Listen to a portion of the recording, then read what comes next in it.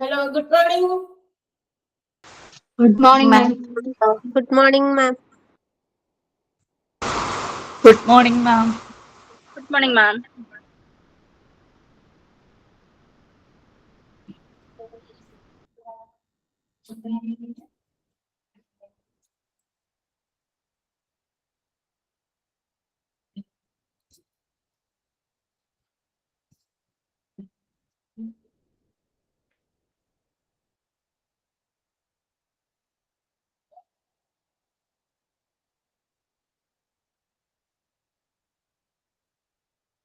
Okay, good morning.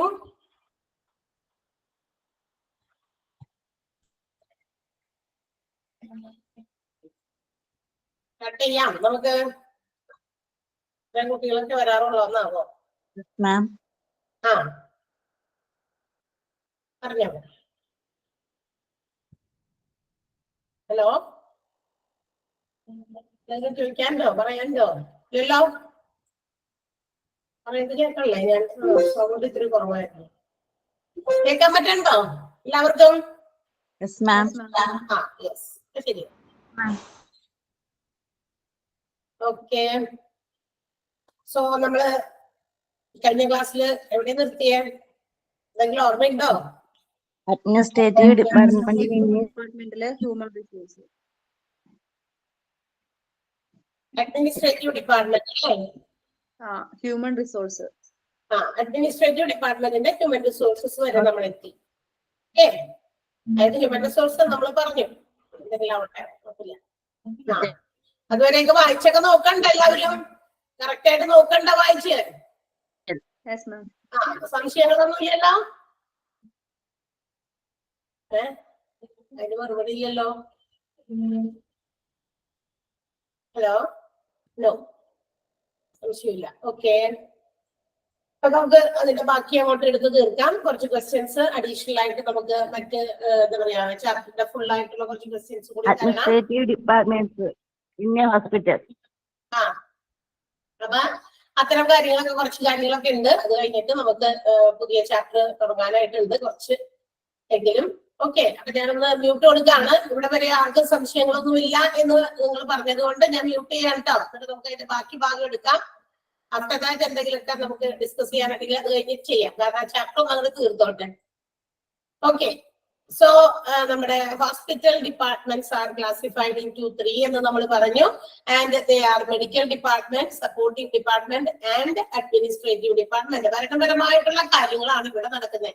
എന്ന് വെച്ചാൽ ഒരു proper management in particular departments, ഏതെങ്കിലും ചില പ്രത്യേക മേഖലകളിൽ വീണ്ടും കൂടുതൽ മാനേജ് ചെയ്യേണ്ടി വരിക, അല്ലെങ്കിൽ അത്തരം കാര്യങ്ങളിൽ കൂടുതൽ കൺട്രോളിങ് കൊണ്ടുവരിക, കൂടുതൽ അത്തരം കാര്യങ്ങളിലേക്ക് മേഖലകളിലേക്ക് ഇറങ്ങിച്ചെന്ന് അതിനെയൊക്കെ ഒന്ന് മാനേജ് ചെയ്ത് ഡീൽ ചെയ്തൊക്കെ പ്രോപ്പറായിട്ട് എന്താ പറയുക നമ്മുടെ ഹോസ്പിറ്റൽസിന്റെ ഫംഗ്ഷനിങ്ങിന് ഹെൽപ്പ് ചെയ്യുന്ന രീതിയിലാക്കാൻ വേണ്ടിയിട്ടാണ് ഇങ്ങനെ അഡ്മിനിസ്ട്രേറ്റീവ് എന്ന് പറയുന്ന ഒരു വിഭാഗം ഉണ്ടായിരിക്കുന്നത്. അതായത് മാനേജ്മെന്റ് ആണ്. കാരണം നടത്തുന്നത് അവരല്ല, ആ നടത്തപ്പെടുന്നത് അവിടെ എന്തൊക്കെയാണോ ഈ ഓരോ ഡിപ്പാർട്ട്മെന്റിൽ നടക്കുന്നത് ആ കാര്യങ്ങളൊക്കെ ഒന്ന് എന്താ പറയാ മോണിറ്റർ ചെയ്യുക, അവിടെ നടക്കുന്ന കാര്യങ്ങളെല്ലാം പ്രോപ്പറായിട്ട് നടക്കുന്നുണ്ടെന്ന് എൻഷുർ ചെയ്യുക, ഏത് ഡീലിങ്സും കൃത്യമായ രീതിയിലാണ് പോകുന്നത്, മറ്റൊന്നും തന്നെ സംഭവിക്കുന്നില്ല, അല്ലെങ്കിൽ മറ്റു രീതിയിലുള്ള എന്താ പറയാ ഇപ്പൊ വർക്കേഴ്സിന്റെ കാര്യത്തിലായിക്കോട്ടെ, ജോലിക്കാര്, ഹ്യൂമൻ റിസോഴ്സ് നമ്മൾ പറഞ്ഞു, all the people those who are working in an organization are termed as collectively termed as human resource.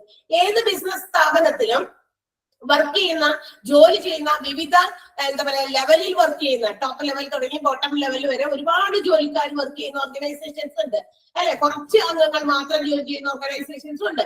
അപ്പൊ ഈ കൂടുതൽ അംഗങ്ങളുള്ള ഈ ഹോസ്പിറ്റൽ പോലെയുള്ള ഓർഗനൈസേഷൻസിലെ ഈ പറയുന്ന മാൻ പവറിനെ, ഹ്യൂമൻ പവറിനെ മാനേജ് ചെയ്യുക എന്നുള്ളത് it's not an easy task. അതൊരു എളുപ്പമായിട്ടുള്ള ടാസ്ക് അല്ല. നമ്മൾ അതിന്റെ കഴിഞ്ഞ ക്ലാസ്സിൽ ഞാൻ ഉദാഹരണം പറഞ്ഞു അല്ലെ.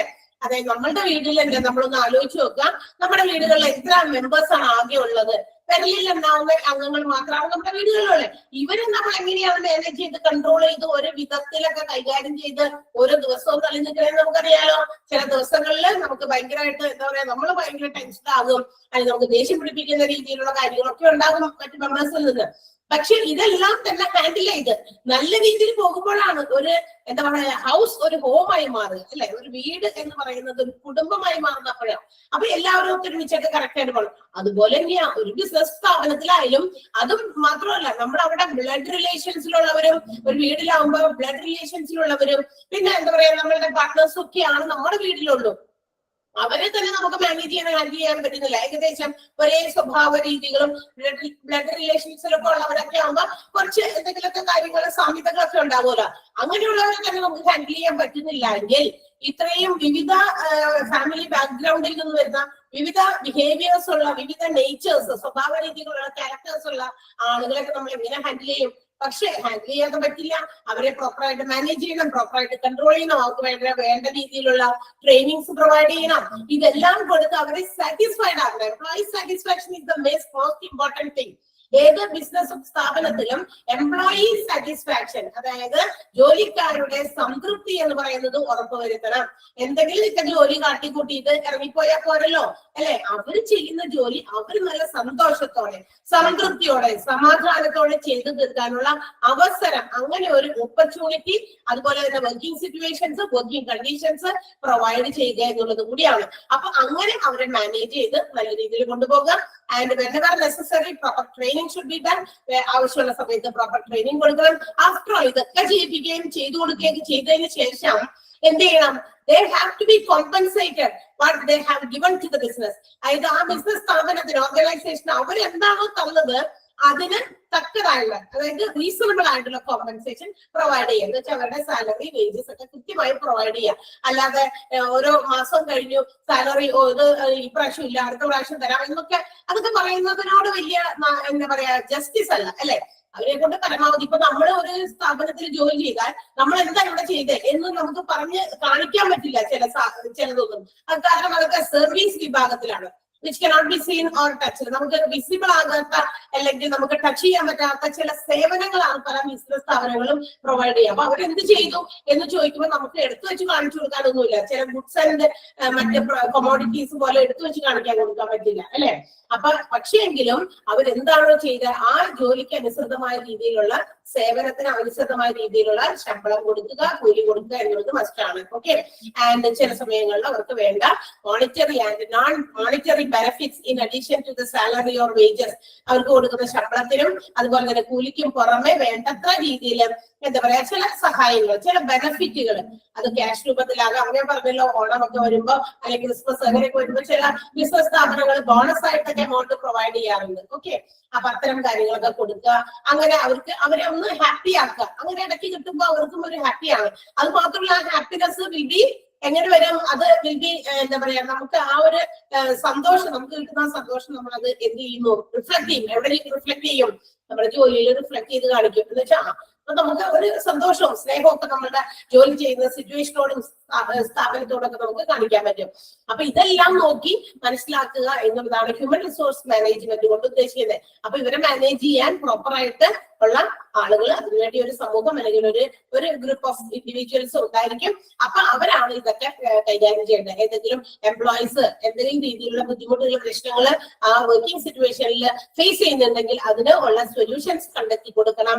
ഓക്കെ, അവർ ഹാപ്പിയാണ്.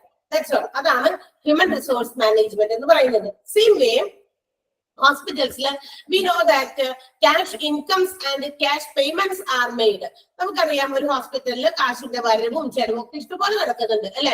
പേഷ്യൻസിൽ നിന്ന് കിട്ടുന്ന കാശ്, അതാണ് main income of a hospital. ഹോസ്പിറ്റലിലെ ഏറ്റവും വലിയ വരുമാന മാർഗം എന്ന് പറയുന്നത് പേഷ്യൻസിൽ നിന്നും ഈടാക്കുന്ന എമൗണ്ട് തന്നെയാണ്, അല്ലെ? പേഷ്യൻസിൽ നിന്ന് കളക്ട് ചെയ്യുന്ന മരുന്നിന്റെ ആയാലും ഡോക്ടേഴ്സ് ഫീസ് ആയാലും അതൊക്കെയാണ് ഒരു ഹോസ്പിറ്റലിന്റെ ഇൻകം എന്ന് പറയുന്നത്. As well as they have some expenses. അതോടൊപ്പം തന്നെ അവർക്ക് അതിന് ചെലവുകളുണ്ട്. എന്താണ് ചെലവുകൾ? മെഡിസിൻസ് വാങ്ങി ഫാർമസിയിൽ വെക്കണം, പിന്നെ എന്താ പറയാ പലതരത്തിലുള്ള മെഷീൻസ്, എക്യുപ്മെന്റ്സ്, റെന്റ് കൊടുക്കേണ്ടതുള്ള വല്ല ചില സാധനങ്ങളൊക്കെ ഉണ്ടെങ്കിൽ അതിന് റെന്റ് പ്രൊവൈഡ് ചെയ്യണം, ഇലക്ട്രിസിറ്റി ചാർജസ് പ്രൊവൈഡ് ചെയ്യണം. ഓക്കെ. ഇടയ്ക്കിടയ്ക്ക് മെയിൻ്റെനൻസ്, റിപ്പയർമെന്റുകൾ, എന്തെങ്കിലുമൊക്കെ മെഷീൻസിലൊക്കെ വന്നു കഴിഞ്ഞാൽ അത് ചെയ്യണം. അതിനൊക്കെ പേയ്മെന്റ് ഉണ്ട്, അല്ലെ? അപ്പൊ റെസീപ്റ്റ്സും പേയ്മെന്റ്സും ഒക്കെ നമ്മുടെ ഹോസ്പിറ്റലിലും വരുന്നുണ്ട്. So this department, that is finance department, has to oversee the financial aspects of the hospital. ഇവർ നോക്കി കാണേണ്ടത്, ഹാൻഡിൽ ചെയ്യേണ്ടത് ഒരു ഹോസ്പിറ്റലിന്റെ ഫിനാൻഷ്യൽ ആസ്പെക്ടുകളാണ്. പണം വരുന്നതും പോകുന്നതും ഒക്കെ എങ്ങനെയൊക്കെയാണ്, അത് എന്താ പറയാ, ആവശ്യമില്ലാത്ത രീതിയിലുള്ള കാര്യങ്ങൾക്ക് പണച്ചെലവ്, ദൂരത്തായിട്ടുള്ള ചെലവുകളൊക്കെ ഏതെങ്കിലും ഡിപ്പാർട്ട്മെന്റുകൾ കാണിക്കുന്നുണ്ടോ, ഇതൊക്കെ കൺട്രോൾ ചെയ്യാം. അപ്പൊ ഫിനാൻസിന്റെ കാര്യങ്ങൾ, കണക്കുമായിട്ടോ ക്യാഷ് കണക്കുകളുമായിട്ടൊക്കെ ബന്ധപ്പെട്ട ഡീലിങ്സ് ഒക്കെ ചെയ്യേണ്ടത് ഇവരാണ്. And also they have to make plans. അതായത് നമ്മുടെ ഹോസ്പിറ്റൽസിൽ എന്തൊക്കെ വിഭാഗത്തിൽ ഇനി എന്തെങ്കിലുമൊക്കെ ക്യാഷ് ചെലവുണ്ട്, ഓരോ ഡിപ്പാർട്ട്മെന്റിൽ എന്തെങ്കിലുമൊക്കെ നല്ല പുതിയ പുതിയ ഇംപ്രൂവ്മെന്റുകൾ വരുത്തണമെങ്കിൽ, ഡെവലപ്മെന്റ് വരുത്തണമെങ്കിൽ, പുതിയ ടെക്നോളജീസ് അഡോപ്റ്റ് ചെയ്യണമെങ്കിൽ they have to make budgets according to that. അതിന് വേണ്ട ബഡ്ജറ്റ് തയ്യാറാക്കുക. ഇന്ന മെഷീൻസ് വേണം, അപ്പൊ ആ മെഷീന് ഏകദേശം ഇത്ര രൂപയൊക്കെ ആകും. അപ്പൊ അങ്ങനെ ഒരു പ്ലാനിങ് നടത്തുക. And also they have to make financial plans to of various departments. മറ്റ് പല ഡിപ്പാർട്ട്മെന്റുകളുമായിട്ടുള്ള ബന്ധപ്പെട്ട അവരുടെയും ഫിനാൻഷ്യൽ നീഡ്സ് എന്തൊക്കെയാകാം, അതിനെ കുറിച്ചൊരു പ്ലാൻ തയ്യാറാക്കുക. And also they have to distribute these fund which is received as income of the hospital to various departments for their upgradation.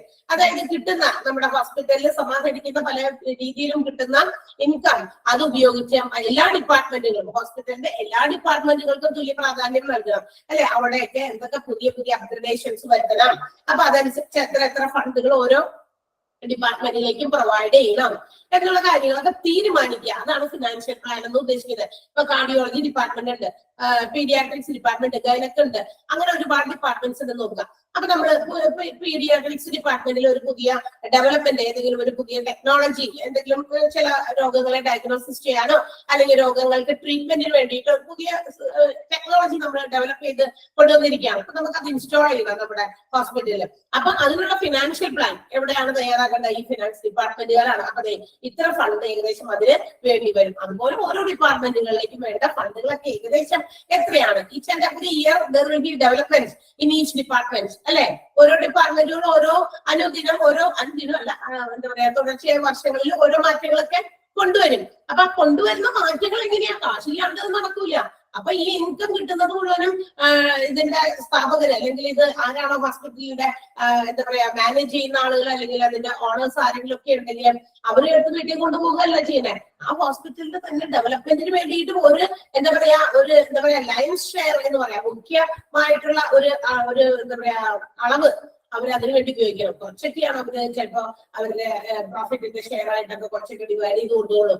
ബാക്കി എന്താ പറയാ മുഖ്യ ഭാഗം, മെജോറിറ്റി ഓഫ് ദ ഷെയർ, അതിനെ നമ്മൾ വിളിക്കുന്നത് ഒരു എന്താ പറയാ ഒരു ഇതാണ്, ഇഡിയമാണ് ലയൻസ് ഷെയർ എന്ന് പറയും. സിംഹഭാഗം കേട്ടല്ലേ, അതാണ്. അപ്പൊ കൂടുതൽ ഭാഗവും ഹോസ്പിറ്റലിന്റെ ഡെവലപ്മെന്റിന് വേണ്ടിയാണ് ഉപയോഗിക്കുന്നത്. അപ്പൊ അതൊക്കെ പ്ലാൻ ചെയ്യേണ്ടത് ഡെവലപ്മെന്റിന് വേണ്ടി ഉപയോഗിച്ചുണ്ട്. പക്ഷെ അതിനെ കുറിച്ച് ഒരു പ്ലാനിങ്, ബഡ്ജറ്റ് കാര്യങ്ങൾ തയ്യാറാക്കേണ്ടത് ഫിനാൻസ് ഡിപ്പാർട്ട്മെന്റ് ആണ്. And also they have to make the wage statements. അവിടെ ഇപ്പൊ ജോലി ചെയ്യുന്ന ആളുകൾക്ക് കൂലിയൊക്കെ കൊടുക്കാനുള്ള സ്റ്റേറ്റ്മെന്റുകൾ, ഇന്ന ജോലിക്കാർക്ക് ഇന്ന കൂലികളൊക്കെ കൊടുക്കാനുണ്ട്, അതിനെ കുറിച്ചുള്ള ഒരു സ്റ്റേറ്റ്മെന്റ് തയ്യാറാക്കണം. And also they have to oversee the purchase of medical supplies. ഹോസ്പിറ്റൽസിൽ ഉപയോഗിക്കുന്ന പല ഉപകരണങ്ങളും, മെഡിസിൻസ് ആയിക്കോട്ടെ, എന്തായിക്കോട്ടെ, ഫാർമാസ്യൂട്ടിക്കൽ എന്ന് പറഞ്ഞു കഴിഞ്ഞാൽ മെഡിസിൻസ് അല്ലാത്ത അതിന് പോലെ ഉപയോഗിക്കുന്ന ചില മെറ്റീരിയൽസ് ഒക്കെ ഉണ്ട്. ഇതൊക്കെ വാങ്ങിക്കുന്നത്, ഈ അതിന് വേണ്ടിയിട്ടുള്ള ഫണ്ട് എത്രത്തോളം വരും എന്നുള്ളതൊക്കെ തീരുമാനിച്ച് മനസ്സിലാക്കി അതിന് വേണ്ടിയിട്ടുള്ള ഫണ്ടൊക്കെ പ്രൊവൈഡ് ചെയ്യുന്നതൊക്കെ ഫിനാൻസ് ഡിപ്പാർട്ട്മെന്റുകാരാണ്. അപ്പൊ ചിലപ്പോൾ ഒത്തിരി കാര്യങ്ങൾ അവരിൽ എന്താ പറയാ അവർക്ക് റെസ്പോൺസിബിലിറ്റി ഉണ്ട്. ഫിനാൻഷ്യൽ ബഡ്ജറ്റ് തയ്യാറാക്കുക, ഫിനാൻഷ്യൽ പ്ലാൻസ് തയ്യാറാക്കുക, ആൻഡ് ദ ഫിനാൻഷ്യൽ റിസോഴ്സസ് കിട്ടുന്നത് should be distributed among the departments, various departments for their അപ്ഗ്രഡേഷന് വേണ്ടി, എന്ന് വെച്ചാൽ ഡെവലപ്മെന്റിന് വേണ്ടി ആ ഫണ്ടുകളൊക്കെ പല രീതിയിലും ഓരോ ഡിപ്പാർട്ട്മെന്റുകളിലും ഡിവൈഡ് ചെയ്തൊക്കെ ഉപയോഗിക്കാം. വേജ് സ്റ്റേറ്റ്മെന്റ് പ്രിപ്പയർ ചെയ്യണം. And also medical supplies and pharmaceuticals purchase ചെയ്യുന്നതുമായി ബന്ധപ്പെട്ടിട്ടുള്ള കാര്യങ്ങൾ മുൻകൂട്ടി കാണണം. That's all. അതാണ് ഫിനാൻഷ്യൽ ഡിപ്പാർട്ട്മെന്റ് അല്ലെങ്കിൽ ഫിനാൻസ് ഡിപ്പാർട്ട്മെന്റ്. ക്ലിയർ ആണോ?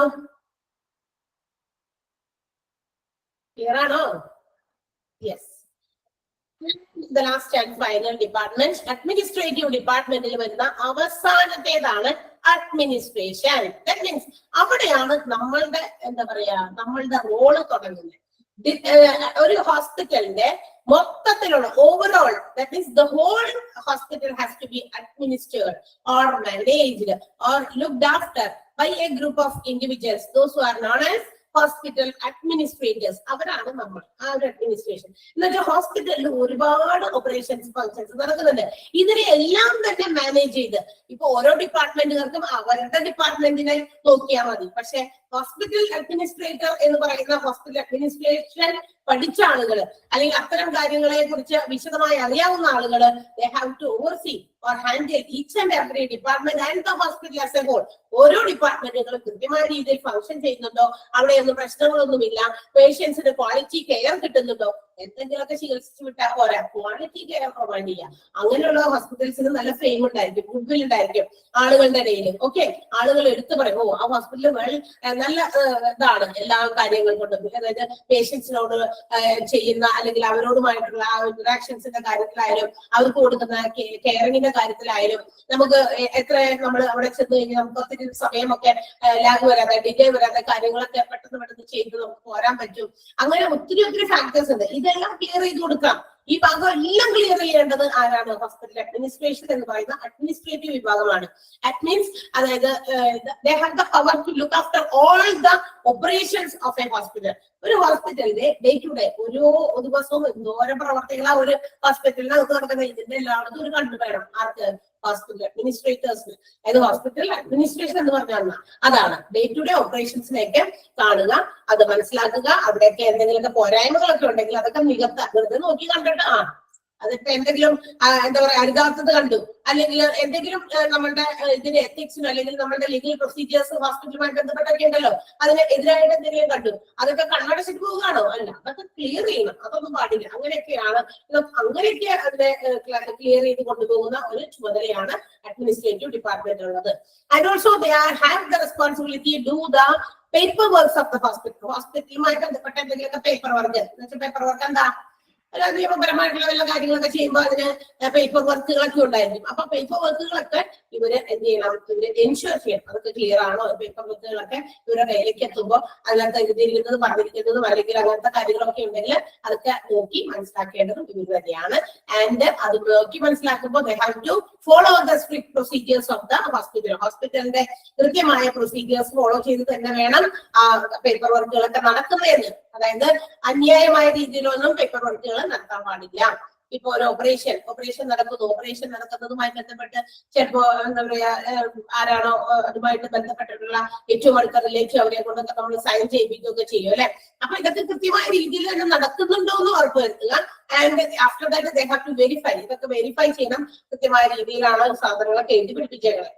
എഴുതി പിടിപ്പിച്ചിട്ട് നമ്മളോട് ഒപ്പിട്ട് കൊടുക്കാൻ ചിലപ്പോൾ ആ ടെൻഷനിൽ നമ്മൾ ശരിയായ രീതിയിലൊന്നും വായിച്ചു നോക്കിയില്ല, വായിച്ചു നോക്കാൻ നമുക്ക് അവിടെ സമയമില്ല, അതൊന്നും വരാൻ പാടില്ല. അപ്പൊ അത് പ്രോപ്പർ ആയിട്ട് തന്നെ എഴുതിയിരിക്കുന്ന കാര്യങ്ങളിൽ ഓരോ ചിലപ്പോൾ വേർഡിനും ചിലപ്പോൾ ഒരു പ്രപ്പോസിഷന് വരെയൊക്കെ എന്തുണ്ടാകും, മീനിങ് ഉണ്ടായിരിക്കും ചില വേർഡ്സിന്റെ കൂടെയൊക്കെ ചേരുമ്പോ. അപ്പൊ അതൊക്കെ കൃത്യമായിട്ടൊക്കെ ഉണ്ടോ എന്നൊക്കെ ഉറപ്പുവരുത്തിയിട്ടൊക്കെ അതിന്റെ പേപ്പർ വർക്ക് എന്തൊക്കെയാണോ അതൊക്കെ ഇവർ തന്നെയാണ് എൻഷുർ ചെയ്യേണ്ടത്. They have to organize, support each patient's total patient care. അതായത് ഒരു ഹോസ്പിറ്റലിൽ പേഷ്യന്റ് വന്നു കഴിയുമ്പോൾ അവർക്ക് മൊത്തത്തിൽ കിട്ടേണ്ട ഒരു മെഡിക്കൽ കെയർ ഉണ്ട്. അതെല്ലാം തന്നെ കൃത്യമായി നടപ്പിലാക്കുക, അവരെ സപ്പോർട്ട് ചെയ്യുക. ആൻഡ് അവർ ആ ഒരു കംപ്ലീറ്റ് എപ്പിസോഡ് ഓഫ് ഇൽനസ് കഴിഞ്ഞ് ഹോസ്പിറ്റലിൽ വിട്ട് പുറത്തു പോകുന്നത് വരെ അവർ എങ്ങനെയാണ്, അവർക്ക് സാറ്റിസ്ഫൈഡ് ആണോ, ഹാപ്പി ആണോ എന്നൊക്കെ മനസ്സിലാക്കുക എന്നുള്ളതാണ്. And after all they are responsible for integrating all the functions and services. ഒരു ഹോസ്പിറ്റലിലെ എന്തൊക്കെ പ്രവർത്തനങ്ങളും സേവനങ്ങളും നടക്കുന്നുണ്ടോ അതിനെല്ലാം ഇന്റഗ്രേറ്റ് ചെയ്യുക. ഇതിനൊക്കെ ഒത്തൊരുമിപ്പിച്ച് കൃത്യമായ രീതിയിൽ ഇന്റഗ്രേറ്റ് ചെയ്ത് കൊണ്ടുപോകുക, ഒരുമിപ്പിച്ച് കൊണ്ടുപോകുക എല്ലാ സർവീസസും. അതുകൂടിയാണ് ഹോസ്പിറ്റൽ അഡ്മിനിസ്ട്രേഷൻ എന്ന് പറയുന്ന അതിന്റെ ആ ഡിപ്പാർട്ട്മെന്റിന്റെ ചുമതല. ഓക്കെ, ക്ലിയർ ആയോ എന്താണെന്ന്? എന്തൊക്കെയാണ് അഡ്മിനിസ്ട്രേഷൻ വിഭാഗത്തിന്റെ power? To look after day to day operations, to responsible for ensuring the paper works. ഹോസ്പിറ്റലിലെ പേപ്പർ വർക്കുകളൊക്കെ എൻഷുർ ചെയ്യുക, അതിന്റെ കൃത്യമായ രീതിയിലൊക്കെ ഹോസ്പിറ്റൽ പ്രൊസീജിയേഴ്സ് ഫോളോ ചെയ്തിട്ട് തന്നെയാണോ പേപ്പർ വർക്കുകളൊക്കെ നടക്കുന്നതെന്ന് മനസ്സിലാക്കുക. And they have to organise and support the patients total medical care during the full episode of their illness. ഒരു രോഗി രോഗവുമായിട്ട് വരുമ്പോൾ അവരുടെ രോഗത്തിന്റെ ഫുൾ എപ്പിസോഡ് എന്ന് പറയുമ്പോൾ ഡോക്ടറെ കാണുന്നത്, മരുന്ന് വാങ്ങിക്കുന്നത്, ചീട്ടെടുക്കുന്നിടത്ത്, ഓപ്പറേഷൻ ഉണ്ടെങ്കിൽ അത്, എന്തെങ്കിലും ടെസ്റ്റ് ചെയ്യാനുണ്ടെങ്കിൽ, അപ്പൊ അത് ഫുള്ള് അതിനെയാണ് ഒരു എപ്പിസോഡ് എന്ന് ഉദ്ദേശിക്കുന്നത്. മനസ്സിലായി? കംപ്ലീറ്റ് ഇൽനസ് അങ്ങനെ ഓരോ വ്യക്തികൾക്കും ഉണ്ട്. ഒരു വ്യക്തിയല്ലല്ലോ നമ്മുടെ ഹോസ്പിറ്റൽസിൽ രോഗിയായിട്ട് വരുന്ന ഒരുപാട് പേഷ്യൻസ് വരുന്നുണ്ട്. അപ്പൊ ഓരോരുത്തരുടെയും ഈ complete episode of illness complete ചെയ്ത് പോകുന്നത് വരെയുള്ള എല്ലാ കെയറിങ്ങും പ്രോപ്പറായിട്ട് നടക്കുന്നുണ്ടോ എന്നൊക്കെ ഉറപ്പുവരുത്തുക. After all to integrate all the functions and services of a hospital. ഹോസ്പിറ്റലിന്റെ എല്ലാ പ്രവർത്തനങ്ങളും സർവീസസും സേവനങ്ങളും ഒക്കെ ഇന്റഗ്രേറ്റ് ചെയ്യുക. That's all. കഴിഞ്ഞു. ഓക്കെ, മനസ്സിലായോ? മനസ്സിലായല്ലോ അല്ലെ? അപ്പൊ എന്താ പറയാ, നമ്മളുടെ ഹോസ്പിറ്റൽ ഡിപ്പാർട്ട്മെന്റുകളാണ് നമ്മൾ പറഞ്ഞുകൊണ്ടിരുന്നത്. അതിന്റെ എന്താ പറയാ ബന്ധപ്പെട്ട കുറെ ഡിപ്പാർട്ട്മെന്റുകളും അതിന്റെയൊക്കെ സബ് ക്ലാസിഫിക്കേഷൻസ്, ഓരോ ഡിപ്പാർട്ട്മെന്റുകളൊക്കെ മെഡിക്കൽ ഡിപ്പാർട്ട്മെന്റ് അതിനെ രണ്ടായിട്ട് വീണ്ടും IPD OPD ആയിട്ട് ഡിവൈഡ് ചെയ്തു. സപ്പോർട്ടീവ് ഡിപ്പാർട്ട്മെന്റ് അതിനെയും 4ആയിട്ട് ഡിവൈഡ് ചെയ്തിട്ടുണ്ട്. ഏതൊക്കെയാണ് സപ്പോർട്ടീവിന്റെ 4 ക്ലാസിഫിക്കേഷൻസ് ഓർമ്മയുണ്ടോ? സപ്പോർട്ടീവ് ഡിപ്പാർട്ട്മെന്റിന്റെ 4 classifications: therapeutic, general, diagnostic and informative. കേട്ടോ, 4 ആൻഡ് അഡ്മിനിസ്ട്രേറ്റീവില് 3 ഹ്യൂമൻ റിസോഴ്സ് അഡ്മിനിസ്ട്രേഷൻ ഉണ്ട്, ഫിനാൻസ് ആൻഡ് അഡ്മിനിസ്ട്രേറ്റീവ് എന്ന് പറയുന്ന 3 കാര്യമായിട്ട് ഡിവൈഡ് ചെയ്തു. അപ്പൊ ഇതൊക്കെയാണ് നമ്മൾ ഈ ഒരു ചാപ്റ്ററിൽ പഠിച്ചത്. ലെങ്തി ചാപ്റ്റർ ആയിരുന്നു, ഒത്തിരി എക്സ്പ്ലനേഷൻസും ഒക്കെ ഉള്ളതുകൊണ്ടാണ് നമ്മൾ ഇത്രയും സമയം എടുത്തത്. ആഫ്റ്റർ ഓൾ നമ്മൾ അത് ഫിനിഷ് ചെയ്തിട്ടുണ്ട്. ഓക്കെ, അപ്പൊ കുറച്ച് questions തന്നാലോ? Extra questions I will give only the questions. You have to answer it in the next day. കേട്ടല്ലോ? ചോദ്യം മാത്രമേ ഞാൻ തരുള്ളൂ. ആൻസേഴ്സും ആയിട്ട് നിങ്ങൾ അടുത്ത ദിവസം വരണം. ഓക്കെ, സോ റൈറ്റ് ആണ്. ഞാൻ എഴുതാം. ക്വസ്റ്റ്യൻസ് വേഗം എഴുതാം കേട്ടോ.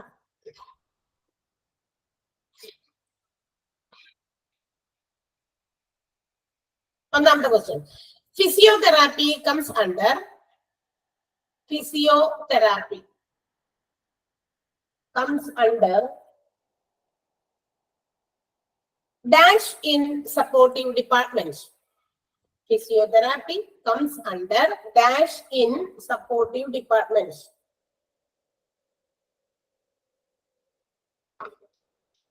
Physiotherapy comes under dash in supportive departments. എഴുതിയോ? ഈ ഒരു സ്പീഡിൽ പറഞ്ഞാൽ മതിയോ എന്നറിയാനാണ് എഴുതിയോന്ന് ചോദിക്കുന്നത്.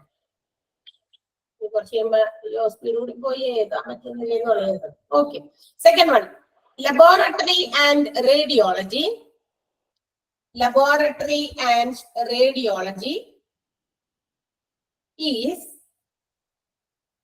Laboratory and radiology is under dash of supporting departments. Is under dash of supportive departments. Laboratory and radiology is under dash of supportive departments. Third one: medical departments are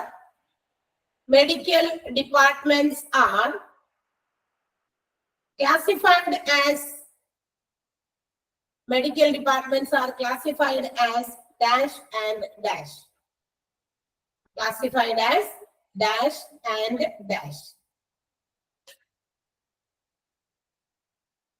Next one: general surgery is general surgery. General surgery is included in dash of medical departments. Dash of medical departments. General surgery is included in dash of medical departments. Next one: dash is the department. Dash is the department. Dash is the department mainly concentrated on providing quality patient care to elderly people. ELDERLY. To elderly people. Dash is the department mainly concentrated on providing quality patient care to elderly people. Next one: labor rooms and maternity wards. Labor rooms and maternity wards are dash services are dash services in medical departments. Dash services in medical departments. Labor rooms and maternity wards are dash services in medical department. Next one. Consultation doctors. Consultation doctors are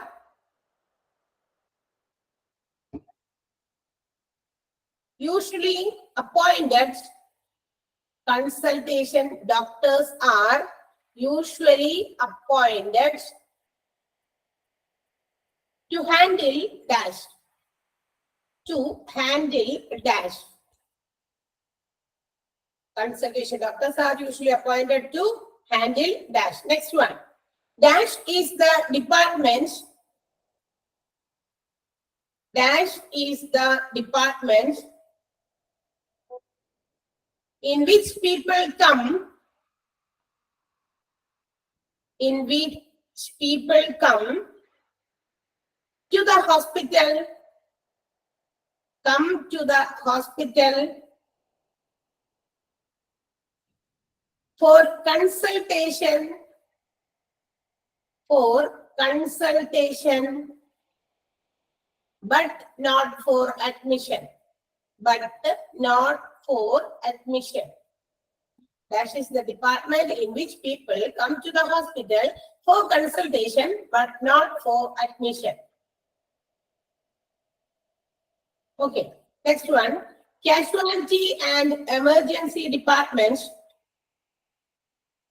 Casualty and emergency departments. Casualty and emergency departments are also called dash. Are also called dash.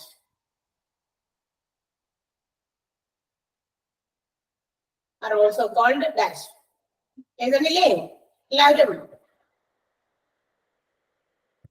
Okay, next one. Dash departments. Dash departments should be well equipped with. Dash department should be well equipped with all kinds of emergencies. All kinds of emergencies. Dash department should be well equipped with all kinds of emergencies. Next one. The biggest area of heart disease. The biggest area of heart disease. Biggest area of heart disease is dash. Is dash. Next one. Dash anesthesia is. Dash anesthesia is provided by. Is provided by dentists. Dash anesthesia is provided by dentist. Dentist. Next one. Patient's blood pressure. Patient apostrophe as not. Patient in de enanattam. Patient's blood pressure, comma, heart rhythm. Heart rhythm, comma, temperature level,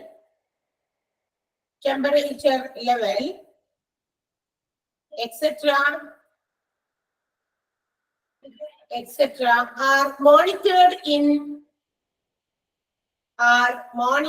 in dash anesthesia.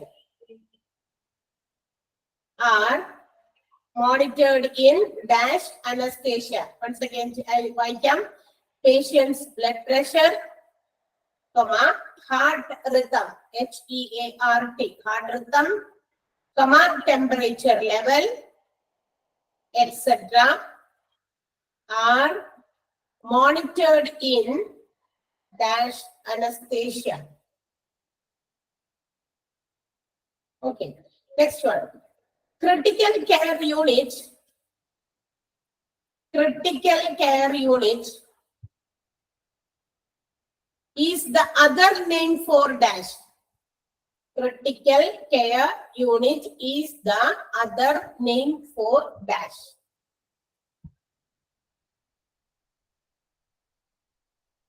Critical care unit is the other name for dash. Next one, ENT surgeon. ENT surgeon is called dash.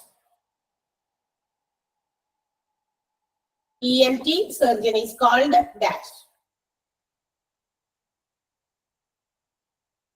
Next one, tear duct problem. Tear duct problem.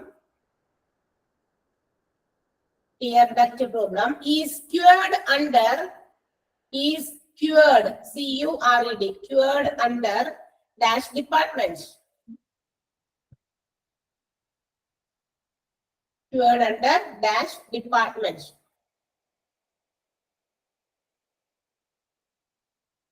Next one, endocrine system includes endocrine system, E-N-D-R-O-C-I-C-R-I-N-E. Endocrine system includes dash.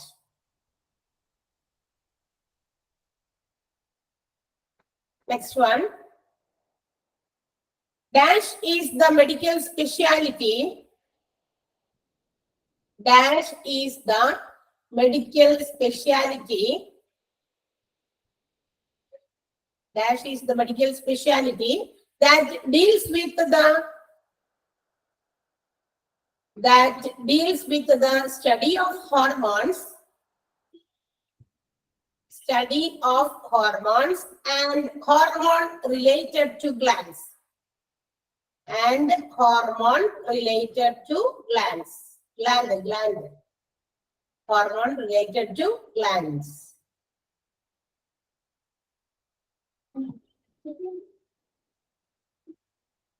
Edio. Yes, next one. Therapy units and therapy units and therapy units and palliative care units. Palliative, P-A-L-I-A-T-I-V-E. Palliative care units. Services are provided by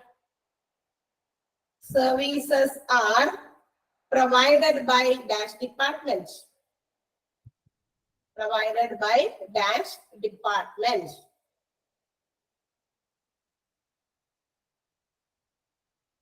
Next one. 3 specialty areas in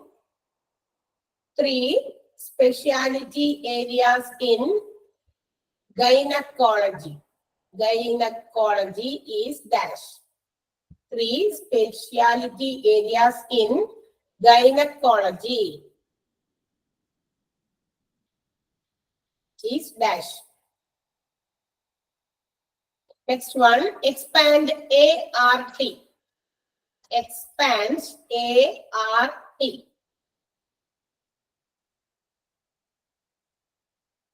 ART എന്താണ് expand ചെയ്യാനാണ്. Next one, electrolyte disturbance and electrolyte disturbance and hypertension. Electrolyte disturbance and hypertension are treated in dash.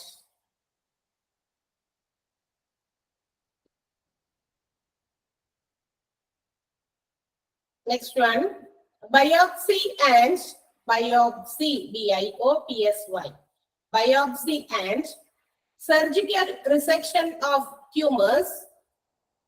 Surgical resection, R-E-S-E-C-T-I-O-N, resection of tumors are done in dash oncology. Are done in dash oncology. biopsy and surgical resection of tumors are done in dash oncology.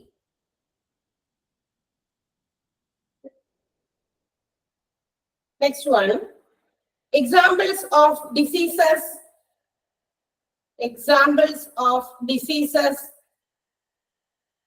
treated using nuclear medicine are dash.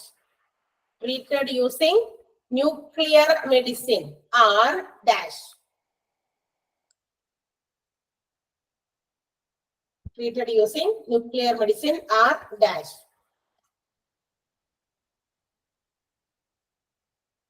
Next one, dash department is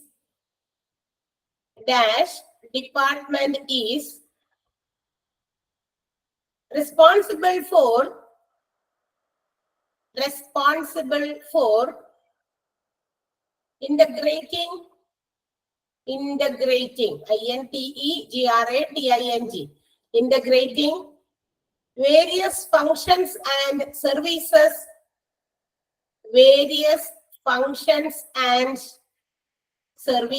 of a hospital. Various services and functions and services of a hospital. Next one. The department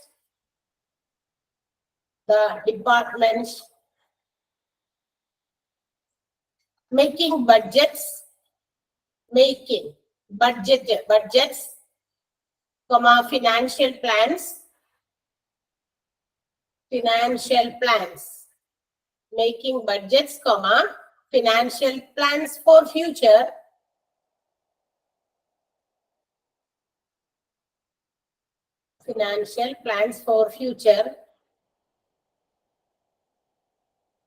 is done by dash.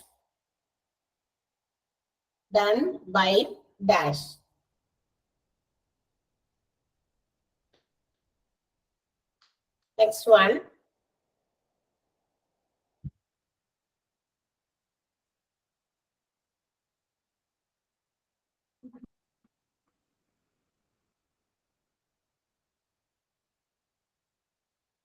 The department which handles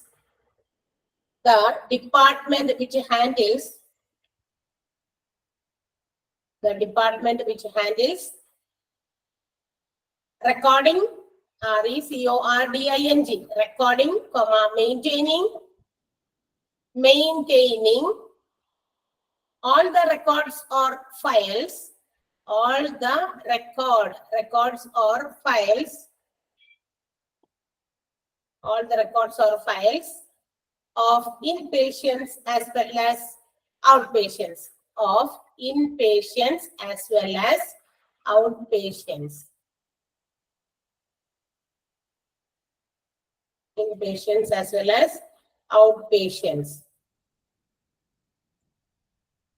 And the last question, dash is the department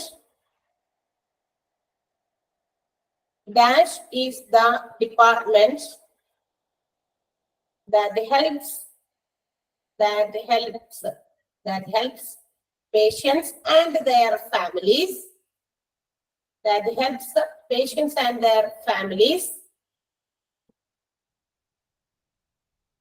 facing facing wide range of psychosocial issues. Psychosocial, PSY എന്നുണ്ട് psycho PSY CHOSOCIAL PSY CHOSOCIAL psychosocial ഒറ്റ വേർഡാണ്. മാനസിക സാമൂഹിക പ്രശ്നങ്ങൾ, issues, psychosocial issues and stresses is dash. Okay, നമ്മുടെ questions കഴിഞ്ഞു. അപ്പൊ ഇതിന്റെ ആൻസേഴ്സ് നിങ്ങൾ നല്ല ഭംഗിയായിട്ട് എഴുതി വെച്ചിട്ട് വരിക. അടുത്ത ദിവസത്തെ ക്ലാസ്സിൽ ഞാൻ അത് വായിപ്പിക്കുമ്പോ ചാടി ചാടി വായിക്കാൻ എല്ലാവരും റെഡി ആയിട്ടിരിക്കണം. അല്ലാതെ വായിക്കാൻ പറയുമ്പോ ആൾക്കാരെ വിളിച്ചാൽ മിണ്ടില്ല, അങ്ങനെയൊക്കെ ഉണ്ട് ഇവിടെ കുറച്ച്. അപ്പൊ അത് പാടില്ല. വായിക്കാൻ പറയുമ്പോ അപ്പൊ തന്നെ പെട്ടെന്ന് പെട്ടെന്ന് വായിക്കാൻ. തെറ്റിക്കോട്ടെ, കുഴപ്പമൊന്നുമില്ല. തെറ്റിക്കുന്നത് തിരുത്താൻ വേണ്ടിയിട്ടാണല്ലോ നമ്മളിങ്ങനെ ഇത്രയും പാട് വെച്ച് ഇത്രയും ദിവസങ്ങൾ കൊണ്ട് ഈ ഒരു ചാപ്റ്റർ ഒക്കെ എടുത്തിട്ട് അത് തെറ്റിക്കഴിഞ്ഞാൽ തെറ്റ് തിരുത്തുക എന്നുള്ളത് നമ്മളുടെ തെറ്റ് പറ്റുന്നവനെ വിജയിക്കുള്ളൂ. എന്താ കാരണം, തെറ്റിക്കഴിയുമ്പോ നമ്മൾ തിരുത്തി മുന്നോട്ട് പോകണം. അല്ലാണ്ട് തെറ്റാണോ ഇത്, ഞാൻ ഇത് കഴിഞ്ഞാൽ തെറ്റിപ്പോകും, അതുകൊണ്ട് അതൊന്നും ഇപ്പൊ എനിക്ക് മെനക്കെട്ടിരുന്നൊന്നും കണ്ടുപിടിക്കേണ്ട ആവശ്യമില്ല എന്നൊന്നും വിചാരിക്കരുത്. തെറ്റിക്കോട്ടേന്നേ, 10 പ്രാവശ്യം തെറ്റിയാൽ എപ്പോഴെങ്കിലും ഒരു പ്രാവശ്യം ശരിയാവുമല്ലോ. ഓക്കെ, അപ്പൊ തിരുത്തലുകളൊക്കെ നമുക്ക് നടത്താം. അതുകൊണ്ട് നിങ്ങൾ വായിക്കുമ്പോ അത് കൃത്യമായിട്ട് എഴുതി വെച്ചിട്ട് വായിക്കുക കേട്ടാ. ആൻസേഴ്സ് കണ്ടുപിടിച്ചിട്ട്, അല്ലാണ്ട് ആ നേരത്ത് ഓരോരുത്തർ പറയുമ്പോ ആൻസർ കേട്ട് എഴുതാമെന്ന് വിചാരിക്കരുത്. 20ാമത്തെ ക്വസ്റ്റ്യൻ, 20ാമത്തെ ക്വസ്റ്റ്യൻ ഏതാ ഒന്ന് അതവര് ആരെങ്കിലും ഒന്ന് ഡിക്റ്റേറ്റ് ചെയ്ത് തരും. ഓക്കെ, അപ്പൊ നമുക്ക് അടുത്ത കാര്യങ്ങളിലേക്ക് കടക്കാം. നമുക്ക് കുറച്ച് സമയമുള്ളൂ ഇനി ബാക്കി. അപ്പൊ പുതിയ വേറെ ചാപ്റ്റർ ഉണ്ട് എനിക്ക് എടുക്കാനായിട്ട്.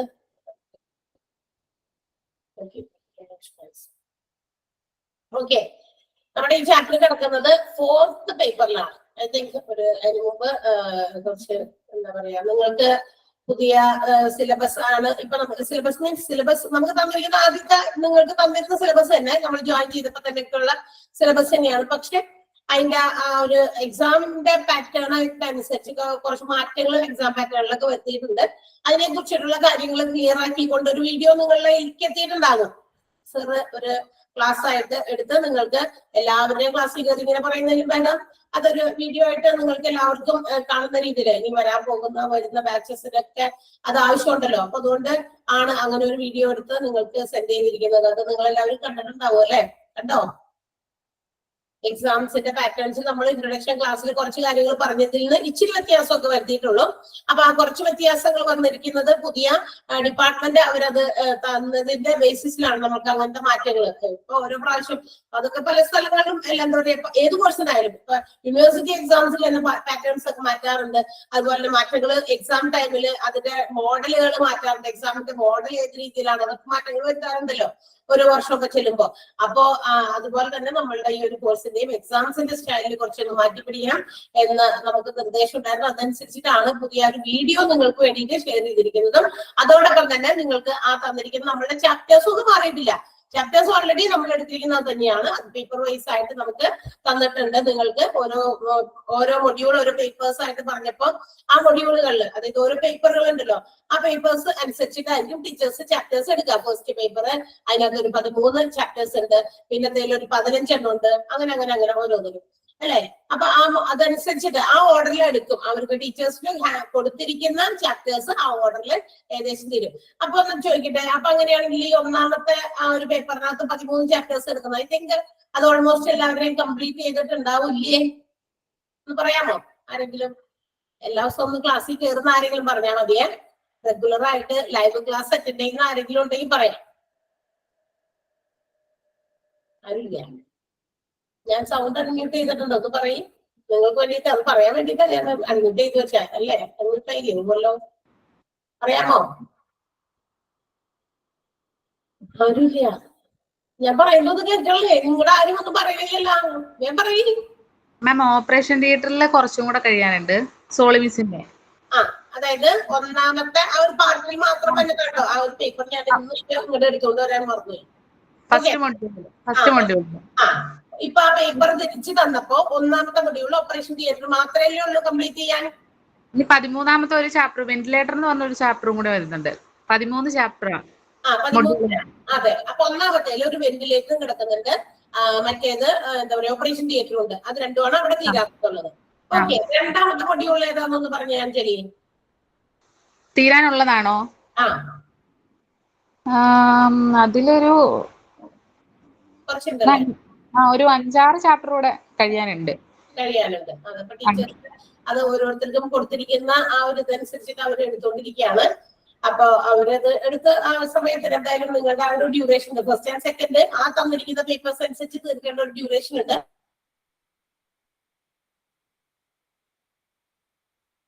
കൊടുത്തിരിക്കുന്ന ആ ഒരു പേപ്പർ ആണെങ്കിൽ കൂടി ചാപ്റ്റേഴ്സ് ആണെങ്കിലും കൂടി അത് അടുത്ത ആളുകൾക്ക് ഹാൻഡ് ഓവർ ചെയ്ത് അത് എടുത്ത് തീർക്കും. ഓക്കെ, അപ്പൊ അതെടുത്ത് തീർത്തോളും. പിന്നെ അടുത്ത അത് കഴിഞ്ഞ് പിന്നെ തേർഡ് ഫോർത്തും ഒക്കെ പേപ്പേഴ്സ് കിടക്കുന്നുണ്ട്. അതിനകത്തൊക്കെ ഇതുപോലെ തന്നെ കുറെ എന്താ പറയാ കുറച്ച് കൂടുതൽ ഈ തിയറിറ്റിക്കൽ ആയിട്ടുള്ള ചാപ്റ്റേഴ്സുകളാണ്. അതിനും എന്താ പറയാ നമുക്ക് ഇങ്ങനെ വെറുതെ ജസ്റ്റ് ഇപ്പൊ ഇതിനകത്തൊക്കെ കൂടുതലും ഏതാണെന്നറിയോ, ഓരോ ഹോസ്പിറ്റലിന്റെ ഡിപ്പാർട്ട്മെന്റ്, അപ്പൊ ഡിപ്പാർട്ട്മെന്റുകളാവുമ്പോ ആ ഡിപ്പാർട്ട്മെന്റുകൾ എന്തിനു വേണ്ടിയിട്ടുള്ളതാ, ഏത് രോഗത്തിനാണ് ചികിത്സ, അതുമായി റിലേറ്റഡ് ആയിട്ടുള്ള കാര്യങ്ങളാണ്. അപ്പൊ നമുക്ക് അങ്ങനെ പഠിക്കാൻ പറ്റും, അങ്ങനെ കളക്ട് ചെയ്ത് പഠിക്കാം. ഞാൻ പറഞ്ഞു വരുന്നതിന്റെ ഒരു കാര്യം എന്താന്ന് വെച്ചാൽ ഈ 3ഉം 4ഉം മൊഡ്യൂളുകളിൽ എടുക്കുന്നതിൽ കൂടുതലും തിയററ്റിക്കൽ. ഇപ്പൊ നമ്മള് മാത്സും സോഷ്യലും പഠിക്കുന്ന പോലെ ഇരിക്കുന്നത്. മനസ്സിലായിട്ടുണ്ടാവുക പറഞ്ഞത്? മനസ്സിലായ? മാത്സും സോഷ്യലും പഠിക്കുന്നത് പോലെ ഇരിക്കുന്നു. ഫസ്റ്റ് ആൻഡ് സെക്കൻഡ് മൊഡ്യൂളിൽ പഠിക്കുമ്പോൾ നമ്മളൊരു മാത്സ് ഒക്കെ പഠിക്കുന്ന പോലെ ഇരിക്കും. കാരണം അതിനകത്ത് കുറച്ചൊക്കെ നമുക്ക് അങ്ങനെ മനസ്സിലാക്കി വെച്ച് ചെയ്യാം അല്ലെ. മാത്സ് അങ്ങനെയല്ലേ, നമ്മൾ പ്രോബ്ലത്തിന്റെ ആ രീതി സ്റ്റൈലൊക്കെ മനസ്സിലായ ഇക്വേഷൻസ് ആണെങ്കിൽ അത് മനസ്സിലാക്കി വെച്ചാൽ നമുക്ക് ഏത് വേണമെങ്കിലും ചെയ്യാൻ പറ്റും. സോഷ്യൽ അങ്ങനെയല്ല, നമ്മൾ ഇതിനെ കുറെ ഓർത്തൊക്കെ വയ്ക്കണം, ഡേറ്റുകൾ ഓർത്ത് വയ്ക്കണം, ആ ഒരു ഇതൊക്കെ കഥ പോലെ ഓർത്ത് വയ്ക്കണം, അങ്ങനെയൊക്കെ ഉണ്ട്. അപ്പൊ അതുപോലെ കഥ പോലെ ഓർത്ത് ചെയ്യേണ്ട സാധനങ്ങളാണ് തേർഡ് ആൻഡ് ഫോർത്ത് മൊഡ്യൂളുകളിൽ അധികം വരുന്നത്. അപ്പൊ കുറച്ച് കൂടുതൽ ഇങ്ങനെ ലെങ്തി ആയിട്ടുള്ള ചാപ്റ്റേഴ്സ് ഒക്കെ ഉണ്ട്. ഇപ്പൊ ഞാൻ നേരത്തെ പറഞ്ഞില്ലേ, നമ്മളുടെ ഈ പറയുന്ന ഇതിനകത്ത് അഡ്മിനിസ്ട്രേറ്റീവ് എന്ന് പറയുന്ന വിഭാഗത്തിൽ വന്ന ഹ്യൂമൻ റിസോഴ്സ് മാനേജ്മെന്റ് എന്ന് പറയുന്ന ഒരു ചാപ്റ്റർ ഉണ്ട്. ഭയങ്കര ലെങ്തി ആണ്, ഒരു കുറെ പേജസ് ഒക്കെ ഉള്ളതാണ്. അതെന്റെ ചാപ്റ്റർ ആണ്. ഒരു മൊഡ്യൂൾ എക്സാം ആയിട്ടല്ലേ വരിക? ഒരു ഫസ്റ്റ് എക്സാം ഒരു മൊഡ്യൂൾ മാത്രല്ലേ വരിക? നിങ്ങൾക്ക് എങ്ങനെയാണോ നിങ്ങളുടെ ആ ഇൻട്രൊഡക്ഷൻ ക്ലാസ്സിൽ പറഞ്ഞത് അതനുസരിച്ച് തന്നെയായിരിക്കും. അതിൽ പറഞ്ഞിട്ടുണ്ടാവുമല്ലോ സകലമാന കാര്യങ്ങളും എല്ലാം തന്നെ പറഞ്ഞിട്ടുണ്ടെന്നാണ് പറഞ്ഞത് സാറ്. എല്ലാ കാര്യങ്ങളും എക്സാം റിലേറ്റഡ് ആയിട്ടുള്ള എല്ലാ ഡൗട്ട്സും നിങ്ങൾക്ക് വരാൻ ഉള്ളതുമായിട്ടുള്ള എല്ലാ ഡൗട്ട്സും ക്ലിയർ ചെയ്തിട്ടുള്ള ഒരു വീഡിയോ ആണ് എന്നാണ് സാർ പറഞ്ഞത്. അപ്പോ അങ്ങനെയല്ലേ 1ഉം 2ഉം ഞാൻ പറഞ്ഞിരുന്നു എന്ന്, അതെ ഇവിടെ പറഞ്ഞു എന്ന് പറയണ്ടേ. അപ്പൊ അതൊക്കെ ഒന്ന് ശരിക്കും കേക്ക്. നിങ്ങളത് ഞാനതാ പറയണ്ടേ, നമ്മൾ എന്തിനാണെന്നറിയോ ഇങ്ങനെ ഒരു കോമൺ ആയിട്ട് പറയേണ്ട കാര്യങ്ങൾ, എല്ലാ ക്ലാസ്സിലും പറയേണ്ട കാര്യങ്ങൾ നമ്മള് എല്ലാവരോടും ഒരേപോലെ പറയാനാണ് എന്നോട് പറഞ്ഞിരുന്നത്. അപ്പൊ എല്ലാ ടീച്ചേഴ്സിനോട് ചോദിക്കാതെ നമ്മൾ അങ്ങനെ പറഞ്ഞ് ഒക്കെ കൊടുത്തിരുന്നു. അപ്പൊ ഇതുപോലെ തന്നെ എക്സാം റിലേറ്റഡ് ആയിട്ടുള്ള ഒരുപാട് ഡൗട്ടുകളും അതുപോലെ ഈ പുതിയ പാറ്റേൺ ഒക്കെ മാറി വന്നപ്പോ നമുക്ക് അതും ക്ലിയർ ചെയ്യണം കുട്ടികൾക്ക്. അപ്പൊ അതുകൊണ്ടാണ് അങ്ങനെ ഒരു വീഡിയോ സാർ തന്നെ അതിന് വേണ്ടിയിട്ട് സമയം കണ്ടെത്തി അത് നിങ്ങൾക്ക് വേണ്ടിയിട്ട് തന്നത്. അപ്പൊ ഇനി ഒരു ക്ലാരിഫിക്കേഷൻ അല്ലെങ്കിൽ ഡൗട്ട് വരാൻ പാടില്ല. നിങ്ങൾക്ക് അതുപോലെ ആ രീതിയിൽ എന്താണോ പറഞ്ഞിരുന്നത്, അവിടെ എന്താണോ നിങ്ങൾക്ക് മനസ്സിലായത് ആ രീതിയിലായിട്ട് നിങ്ങൾക്ക് എക്സാം ഉണ്ടാകുക. അതൊക്കെ ഓരോ മൊഡ്യൂളുകൾ അനുസരിച്ച് തിരിച്ച് തന്നിരിക്കുന്ന ഓരോ പേപ്പർ വൈസ് ആയിട്ട് ആയിരിക്കും. അതുപോലെ തന്നെ അതിന്റെ മാർക്സിനെ കുറിച്ചിട്ടുള്ള ഡീറ്റെയിൽസും എല്ലാം പറഞ്ഞിട്ടുണ്ടെന്നാണ് പറഞ്ഞത്. ഓക്കെ, അത് മനസ്സിലാകാത്ത ഭാഗം ഉണ്ടെങ്കിൽ ഒന്നുകൂടി ജസ്റ്റ് ഒന്ന് കേൾക്കുക കേട്ടാ. ഓക്കെ, അപ്പോ എനിക്കിപ്പോ എടുക്കാനുള്ള ചാപ്റ്റർ എന്ന് പറയുന്നത് നമ്മളുടെ എന്താ പറയാ പേപ്പർ 4ൽ കിടക്കുന്ന 1ാമത്തെ ചാപ്റ്ററായ മെഡിക്കൽ ഇൻഷുറൻസ് ആണ്. എന്റെ ഒരു ഇതെന്ന് പറഞ്ഞാൽ കുഴപ്പമില്ല. ഞാനത് എടുക്കുന്നത് എന്തുകൊണ്ടാണെന്ന് അറിയാമോ? ഞാൻ ഇപ്പൊ തന്നെ പറഞ്ഞതാണ് ഇത് മറ്റൊരു കാരണം. എടുത്താലും അവിടെ ഇരുന്നോട്ടെ. കാരണം എന്ന് വെച്ചാൽ ലാസ്റ്റ് പേപ്പേഴ്സിൽ ഒരുപാട് അങ്ങനത്തെ വലിയ ചാപ്റ്റേഴ്സ് ഉണ്ട്. ചിലപ്പോ ആ ഒരു ഡ്യൂറേഷനിൽ എനിക്ക് ആകെ ഒരു അവറും ഉള്ളൂ. അതുകൊണ്ട് ഞാൻ ഇനി എന്താ പറയാ അവിടെ എനിക്ക് ചിലപ്പോ ആ ഒരു അവേഴ്സിനുള്ളിൽ എന്റെ ക്വസ്റ്റ്യൻസ് ചിലപ്പോ തീരാൻ സാധ്യതയില്ല. ഓക്കെ, അതുകൊണ്ടാണ് ഞാനിപ്പോ ഇത് എടുക്കാന്ന് വിചാരിക്കുന്നത്. ഓക്കെ, മെഡിക്കൽ ഇൻഷുറൻസ് എന്ന് പറയുന്ന ചാപ്റ്റർ മറ്റേത് അവരവരുടെ സമയത്ത് എടുത്ത് തീർത്തോളും. നമുക്കറിയാലോ ആ ഒരു ഡ്യൂറേഷൻ ഉണ്ട്. നിങ്ങൾക്ക് സ്റ്റാർട്ട് ചെയ്ത ഡേറ്റ് തുടങ്ങി. അപ്പൊ ആ ഒരു എന്താ പറയാ ഹാഫ് പോർഷനിൽ വെച്ചിട്ടായിരിക്കും നിങ്ങളുടെ ആദ്യത്തെ പരീക്ഷ വരിക. ആദ്യത്തെ ഫസ്റ്റ് ആൻഡ് സെക്കൻഡ് മൊഡ്യൂളുകൾ കഴിയുമ്പോൾ തേർഡ് ആൻഡ് ഫോർത്ത് മൊഡ്യൂളുകളിൽ കിടക്കുന്ന ചാപ്റ്റേഴ്സ് അത് കഴിഞ്ഞിട്ടായിരിക്കും നമ്മൾ എടുക്കുക. പക്ഷെ എന്റെ ചാപ്റ്റേഴ്സ് കുറച്ച് വലുതായതുകൊണ്ട് എന്നാണ് ഞാൻ പറഞ്ഞത്. മനസ്സിലായോ നിങ്ങൾക്ക്? ശരിക്കും പറഞ്ഞാൽ ആദ്യത്തെ അനുസരിച്ച് ആയിരുന്നോ എന്തോ ഏറ്റവും ആദ്യത്തെ ഇതനുസരിച്ച് ഈ മെഡിക്കൽ ഇൻഷുറൻസ് ഇവിടെ വന്നിരുന്നത് ഏത് ഫസ്റ്റ് ആൻഡ് സെക്കൻഡ് മൊഡ്യൂളുകൾ എടുക്കേണ്ട സമയത്ത് വന്നിരുന്നത്. അതുകൊണ്ടാണ് അങ്ങനെ ക്ലാസിഫൈ ചെയ്തെടുത്തത്. അപ്പോ എനിക്ക് കിട്ടിയ ചാപ്റ്റർ ഇതായിരുന്നു മെഡിക്കൽ ഇൻഷുറൻസ് എന്ന് പറയുന്നത്. ഞാൻ എന്തായാലും ഈ ചാപ്റ്റർ ഞാൻ ആരംഭിക്കുകയാണ്. ബിക്കോസ് അല്ലെങ്കിൽ എന്റെ സമയം അവിടെ എനിക്ക് കോമ്പൻസേറ്റ് ചെയ്യാൻ പറ്റില്ല, കിട്ടില്ല സമയം. എന്റെ സമയം വെറുതെ നമ്മൾ കളയുന്നല്ലോ. ഓക്കെ, എന്താണ് നമുക്ക് സ്റ്റാർട്ട് ചെയ്യാം. ഞാൻ എന്തായാലും എന്താണെന്ന് അറിയാമോ ചാപ്റ്ററിന്റെ പേര്, ചാപ്റ്റർ എവിടെ കിടക്കുന്നത് എന്നുള്ളതിലൊന്നും വലിയ പ്രാധാന്യമില്ല. ചാപ്റ്റർ എടുക്കുന്നുണ്ടോ, മനസ്സിലാവുന്നുണ്ടോ, അതാണ് നമ്മളുടെ ഏറ്റവും മുഖ്യമായ കാര്യം. ഓക്കെ, അപ്പൊ അത് മനസ്സിലാക്കി പോവുക. എന്താണ് ഇൻഷുറൻസ്? എന്തെങ്കിലും ഇൻഷുറൻസിനെ കുറിച്ചൊക്കെ നമ്മൾ എന്തിനാ പറയണേ അല്ലെ? കുറെ കാര്യങ്ങളൊക്കെ നമുക്ക് അറിയാവുന്നതുകൊണ്ട് എന്നാലും കുറച്ച് കാര്യങ്ങളൊക്കെ നമുക്ക് അറിയാത്തതൊക്കെ ഉണ്ടാകും. പുതിയതായിട്ട് അറിയാനുള്ള കാര്യങ്ങളും ചാപ്റ്ററിന്റെ എണ്ണമൊന്നും നമ്മൾ നോക്കണ്ട, അതൊക്കെ നിങ്ങൾ ശ്രദ്ധിച്ചാൽ മതി. മെഡിക്കൽ ഇൻഷുറൻസ് നമുക്ക് തന്നിരിക്കുന്ന പുതിയ പാറ്റേൺ അനുസരിച്ച് ഏത് പേപ്പറിലാണ് വന്നേക്കണെന്ന് ഒന്ന് അറിഞ്ഞിരുന്നോ? അത് 4ാമത്തേലാണ് എനിക്കറിയാം. ഇനി അത് നിങ്ങൾ ഇനി വലിയ അയ്യോ അവിടത്തെ തീർന്നിട്ടില്ല പിന്നെന്തുകൊണ്ട് ടീച്ചർ അവിടെ പോയെടുത്തു, എനിക്ക് സമയമില്ലാത്തതുകൊണ്ടാണ്. കാരണം എനിക്ക് ആകെ 1 hour ഉള്ളൂ നിങ്ങൾക്ക് ഒരു വീക്കില്, അല്ലെന്ന് ആലോചിച്ച് നോക്കിയാൽ നിങ്ങള് ആണോ? അപ്പൊ എന്റെ പോർഷൻസ് വലിയ ചാപ്റ്റേഴ്സും ആണ്. അപ്പൊ അത് തീരാൻ സാധ്യതകൾ കുറവായിരിക്കും. അപ്പൊ അവിടെ കിടന്ന് ഞാൻ കഷ്ടപ്പെടും. ഓക്കെ, ഇവർക്ക് ബാക്കി ടീച്ചേഴ്സിനൊക്കെ കുഞ്ഞു കുഞ്ഞു ചാപ്റ്റേഴ്സ് ആണ്. അപ്പൊ അവര് ചിലപ്പോ ഇപ്പൊ 5 6 ചാപ്റ്റേഴ്സ് എടുത്ത് തീർന്നുണ്ടാവും, 3 4 5 ഒക്കെ. ഞാൻ ഈ ഒരു ചാപ്റ്റർ ഇപ്പഴാ തീർന്നത് അല്ലേ? എത്ര ദിവസമായി അവരുടെ ഒപ്പം തന്നെ ഞാനും ക്ലാസ്സിൽ കയറി തുടങ്ങിയത്. പക്ഷെ അവേഴ്സ് കുറവായിരുന്നു, ലെങ്തി ചാപ്റ്റർ ആയിരുന്നു, അതുകൊണ്ടാണ്. ഓക്കെ, അപ്പൊ നമുക്ക് ഇൻഷുറൻസ് എന്താണെന്ന് പഠിക്കണം. Have you heard about insurance? ഇൻഷുറൻസിനെ കുറിച്ച് കേട്ടിട്ടുണ്ടോ എന്ന് എന്തിനാ ചോദിക്കുന്നത്? ബിക്കോസ് നമുക്ക് എല്ലാവർക്കും ഏതെങ്കിലും തരത്തിലുള്ള ഇൻഷുറൻസ് ഉണ്ടായിരിക്കും, ഇല്ലേ? എല്ലാവരും ഇൻഷുർഡ് ആയിട്ടുള്ള ആളുകളാണ്. ഇൻഷുറൻസ് ഇല്ലാത്ത ആരും തന്നെ ഇന്ന് നമുക്കറിയാം, ഇന്നൊക്കെ ഏതിനും നമുക്ക് യാതൊരു രീതിയിലുള്ള ഉറപ്പില്ല. All things are risk oriented ആണ്. എന്ത് നമ്മൾ കൈയെടുത്ത് കാര്യത്തിൽ വെച്ചാലും അതിനകത്തൊക്കെ ഒരുപാട് റിസ്ക് ഇൻവോൾവ് ചെയ്തിട്ടുണ്ട്, റിസ്കുകൾ. അപ്പൊ ഈ റിസ്കുകളെ കുറയ്ക്കുക എന്നുള്ള ഉദ്ദേശത്തോടെ നമ്മൾ എടുക്കുന്ന ഒരു എന്താ പറയാ ഒരു മുൻകൂർ ജാമ്യം എന്നതുപോലെ നമ്മളുടെ ലൈഫിലായിക്കോട്ടെ, നമ്മൾ തുടങ്ങിയിരിക്കുന്ന വല്ല ബിസിനസ് സംരംഭങ്ങളിൽ അവിടുത്തെ ഗുഡ്സുമായിട്ട് ബന്ധപ്പെട്ടായിക്കോട്ടെ, അങ്ങനെ എന്തിനും നമ്മൾ ഇന്ന് എന്ത് ചെയ്യും? ഇൻഷുർ ചെയ്യും. ഈവൻ നൗ ഇപ്പൊ ബാങ്കുകൾ തന്നെ ഇല്ലേ ലോൺ പ്രൊവൈഡ് ചെയ്യുമ്പോൾ തന്നെ ഇൻഷുർ ചെയ്തിട്ടാണെന്ന് തോന്നുന്നു പ്രൊവൈഡ് ചെയ്യുന്നത്. ഇപ്പോഴത്തെ ബാങ്ക് ലോൺസ്, ബിൽഡിങ്സ് ഒക്കെ കൺസ്ട്രക്ട് ചെയ്യാനുള്ള ലോൺസ് പ്രൊവൈഡ് ചെയ്യുമ്പോൾ ഇൻഷുറൻസ് അതിന്റെ ഒപ്പത്തെ തന്നെ കൊടുക്കുന്നുണ്ട്. കാരണം എന്താണെന്നറിയോ? ഇനിയിപ്പോ ഇൻ കേസ് ആ ലോൺ എടുത്ത വ്യക്തിക്ക് അത് അടച്ചു തീർക്കുന്നതിന് മുമ്പ് തന്നെ നമുക്കറിയാം, ഇന്ന് നമുക്ക് യാതൊരു സേഫ്റ്റിയും ഇല്ലാത്ത ഓരോ ദിവസവും നമ്മൾ ഇങ്ങനെ തള്ളി നീക്കാം, ഇന്നത്തെ ദിവസം കഴിഞ്ഞു എന്ന് തന്നെ മാത്രമേ നമുക്ക് പറയാൻ സാധിക്കുന്നുള്ളൂ. നാളെ അല്ലെങ്കിൽ തൊട്ടടുത്ത മിനിറ്റിൽ അല്ലെങ്കിൽ അടുത്ത ഒരു സെക്കൻഡിൽ വാട്ട് വിൽ ഹാപ്പൻ എന്ന് നമുക്ക് പറയാൻ പറ്റില്ല, എന്ത് സംഭവിക്കുന്നു പറയാൻ പറ്റില്ല, അല്ലെ? അപ്പൊ അതുകൊണ്ട് നമ്മൾ മറ്റുള്ളവർക്ക് ഒരു എന്താ പറയാ ബേർഡൻ, ഒരു ലയബിലിറ്റി ഉണ്ടാക്കി വെച്ച് പോകുന്നത് അത്ര സേഫായ കാര്യമാണോ? അല്ല, അത് എനിക്ക് വലിയ ഭാരമാണെന്ന് വെച്ചിട്ടാ പോയെന്നൊക്കെ പറയാൻ പറ്റുമോ? അപ്പൊ അതൊക്കെ ഇല്ലാതിരിക്കാനായിട്ട് ഇന്ന് ബാങ്കുകാരെല്ലാം അത്തരം കാര്യങ്ങളൊക്കെ മുൻകൂട്ടി കണ്ടിട്ട് ഇന്ന് കൺസ്ട്രക്ട് ചെയ്യുന്ന ബിൽഡിങ്സ് കൺസ്ട്രക്ട് ചെയ്യാനുള്ള ലോണുകൾ എടുക്കുമ്പോൾ തന്നെ അതൊരു ഇൻഷുറൻസ് പദ്ധതി പോലെ അങ്ങനെ എന്തൊക്കെയോ തുടങ്ങുന്നുണ്ട്. അത് ചെയ്യുന്നുണ്ടെന്നാണ് എനിക്ക് കിട്ടിയ അറിവ്. ഓക്കെ, യെസ്, 4th മൊഡ്യൂളിലെ ഫസ്റ്റ് ചാപ്റ്റർ അതാണ് നമ്മൾ എടുത്തുകൊണ്ടിരിക്കുന്ന മെഡിക്കൽ ഇൻഷുറൻസ്. ഈ ചാപ്റ്റർ കഴിയുമ്പോഴേക്കും ഒരു 2-3 ദിവസം കൊണ്ടൊക്കെ നമുക്ക് തീർക്കാൻ പറ്റുമായിരിക്കും. അത് തീർന്നു കഴിയുമ്പോൾ ഇനി ടീച്ചേഴ്സിന്റെ ആരെങ്കിലും കഴിഞ്ഞില്ലെങ്കിൽ ഞാൻ അത് വാങ്ങിച്ചിട്ട് അവരുടെ ഏതെങ്കിലും ഒരു ചാപ്റ്റർ വാങ്ങിച്ച് തീർത്തോളാം. ഓക്കെ, അത് ഞാൻ പറയാനുള്ള കാരണം ആദ്യമേ തന്നെ മുൻകൂർ ജാമ്യം ഞാൻ തന്നെ എടുത്തു. മനസ്സിലായല്ലോ നിങ്ങൾക്ക് അത് എന്താന്ന്? എനിക്ക് ഉള്ള അവേഴ്സ് കുറവ്, ചാപ്റ്റർ വലുത്. ഈ 2 കാരണങ്ങൾ കൊണ്ട് 3rd and 4th module complete ചെയ്യേണ്ട ബാക്കി ടീച്ചേഴ്സിന്റെ ചാപ്റ്റേഴ്സുമായിട്ട് കമ്പയർ ചെയ്യുമ്പോൾ ചിലപ്പോൾ തീരാനായിട്ട് സാധ്യതകൾ കുറവാണ്. അതുകൊണ്ട് ഞാൻ ഓവർടേക്ക് ചെയ്ത് അവിടുത്തെ ചാപ്റ്റർ എടുക്കുകയാണെന്നാണ് പറഞ്ഞത്. ക്ലിയർ? ഇനി ആ ടീച്ചർ വേറെ എവിടെയോ കിടക്കണ ചാപ്റ്ററാണ് എടുത്തുകൊണ്ടിരിക്കണേന്ന് നിങ്ങൾ പറയണ്ടല്ലോ എന്ന് വിചാരിച്ച് നേരത്തെ കൂട്ടി പറഞ്ഞതാണ്. മനസ്സിലായല്ലോ? യെസ്. അപ്പൊ നമ്മൾ ഇൻഷുറൻസ് ഒത്തിരി കാര്യങ്ങളെ കുറിച്ച് there are different types of insurance. പ്രധാനമായിട്ടും ലൈഫ് ഇൻഷുറൻസ്, ജനറൽ ഇൻഷുറൻസ് ഇങ്ങനെ 2ആയിട്ടൊക്കെ തരംതിരിച്ചിട്ടുണ്ട്. നമ്മൾ ഇവിടെ പഠിക്കുന്നത് ലൈഫ് ഇൻഷുറൻസ്. എന്താ അത്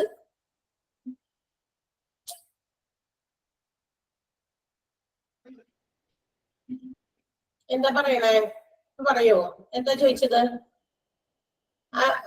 ആരാ ടൈപ്പ് ചെയ്ത ഓവർവ്യൂ എന്ന് പറഞ്ഞിട്ട് എന്തോ ടൈപ്പ് ചെയ്തില്ലേ? എനിക്ക് ക്ലിയർ ആയില്ല, ഒന്ന് പറയാമോ? ഇതില് നമുക്ക് തന്നിട്ടുണ്ടല്ലോ, അതിലിങ്ങനെ overview of health and hospital administration എന്നുള്ളതാണ് തന്നത് ഫസ്റ്റ് ചാപ്റ്റർ ആയിട്ട്.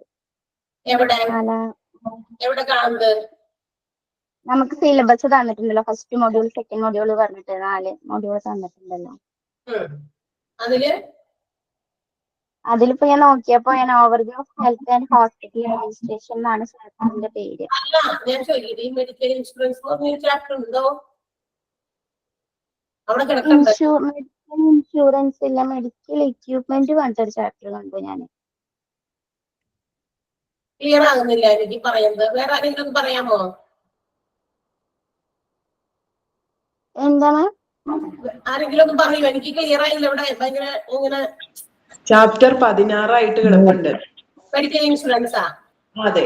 എവിടെ ഇതില്? അതായത് നമുക്ക് ഫസ്റ്റ് മൊഡ്യൂൾ തന്നതിന്റെ അകത്ത് കിടപ്പുണ്ട്. ശരിയാണ്, മൊഡ്യൂൾ 2 വന്നത്. Okay okay. നിങ്ങൾക്ക് ഇപ്പൊ പുതിയതായിട്ടൊരു സിലബസ് സെൻഡ് ചെയ്ത് തന്നോ? 1, 2, 3, 4 എന്ന് പറഞ്ഞിട്ട് ഡിവൈഡ് ചെയ്ത് തന്നോ? ഫോർവേഡ് ചെയ്ത് തന്നോ? ഗൂഗിൾ ക്ലാസ് റൂമില് തന്നല്ലോ. തന്ന്. ആ തന്നതിനകത്ത് മെഡിക്കൽ ഇൻഷുറൻസ് എവിടെയാ കിടക്കണേന്ന് പറയാമോ? 4ാമത്തെ മൊഡ്യൂളില്. ഏതിൽ? 4ാമത്തെ മൊഡ്യൂള്. 4ാമത്തെ മൊഡ്യൂളില് ചാപ്റ്റർ നോക്കിയില്ലായിരുന്നു ഞാൻ. 4ാമത്തെ മൊഡ്യൂള് മാത്രമേ ശ്രദ്ധിച്ചോളൂ. ഫസ്റ്റ് ചാപ്റ്ററിനാണ് ഞാനും കണ്ടത്. എന്റെ ഒരു കണ്ട ഓർമ്മ. ഇന്നിപ്പോ അത് എടുത്തോണ്ട് വരാനായിട്ട് പറഞ്ഞു. എല്ലാ ക്ലാസ്സിലും കൊണ്ടുവന്നത്. ഞാനിപ്പോ ഇന്നിവിടെ സിസ്റ്റത്തിൽ ഇച്ചിരി കംപ്ലൈന്റ് വന്നപ്പോ ആദ്യം തന്നെ അത് എടുത്തോണ്ട് വരാനിപ്പോ ഇത് വർക്ക് ആവണ്ടായില്ല. അപ്പോഴാണ് ഞാൻ പിന്നെ അത് അവിടെ വെച്ചിട്ട് പോന്നു, എടുത്തോണ്ട് വന്നില്ല. എല്ലാ ക്ലാസ്സിലും കൊണ്ടുപോകുന്നുണ്ട്. ഫസ്റ്റ് ചാപ്റ്റർ ആണെന്നാണ് എന്റെ ഓർമ്മ. ഞാൻ അതാണ് ചോദിച്ചത്. കഴിഞ്ഞ ക്ലാസ്സിൽ ഞാനത് പറഞ്ഞ കാരണം എന്റെ ഒരു ഓർമ്മ വെച്ചിട്ടാണ് ഞാൻ പറഞ്ഞേ. മേഡം, ഞാനൊരു കാര്യം പറഞ്ഞോട്ടെ. ഞങ്ങള് ഫസ്റ്റ് മൊഡ്യൂൾ എടുത്തേക്കുന്നതിനകത്ത് 16ാമത്തെ ചാപ്റ്റർ ആയിട്ടാ മെഡിക്കൽ ഇൻഷുറൻസ് കൊടുത്തേക്കുന്നേ. അത് ആദ്യത്തേലും തന്നേക്കുന്ന ലിസ്റ്റിലാണ്. ഇപ്പൊ 2ാമത് തന്നേക്കുന്നതിൽ കൊടുത്തേക്കുന്നത് 4ാമത്തേലാ. ക്ലാസ്സിൽ തുടങ്ങി ചോദിക്കുന്ന കാര്യം. ക്ലാസ്സിൽ തുടങ്ങി എന്ന് പറഞ്ഞാൽ ഈ ഇനിയിപ്പോ ചാപ്റ്റർ എടുക്കാൻ നേരമില്ല, എന്റെ സമയം തീർന്നു. ഓക്കെ, അതായത് ഞാൻ ചോദിച്ചത് അതാ, നിങ്ങൾക്ക് ഒരു ഇപ്പൊ ലേറ്റസ്റ്റ് ആയിട്ട് 4 മൊഡ്യൂളുകളായിട്ട് എടുത്തു തന്നോ പിള്ളേരെ? പോയ പിന്നെ